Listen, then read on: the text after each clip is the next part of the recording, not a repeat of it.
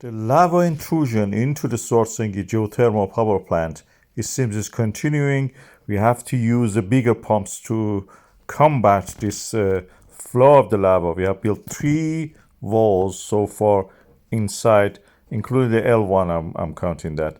And yet the water sprays are continuing. We have to do that. This is the last one and the biggest one, it seems, which is yet the cause of the worry.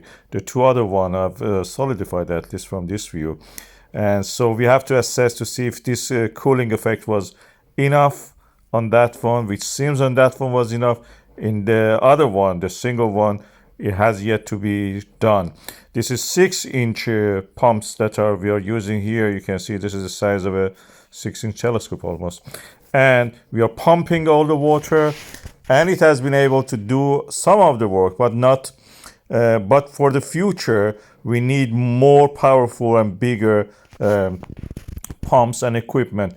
So far, the accumulation of the lava is slower than what we expected under the Svartsengi. Of course, this one is not related probably to the other one. It's more like a vegetable source.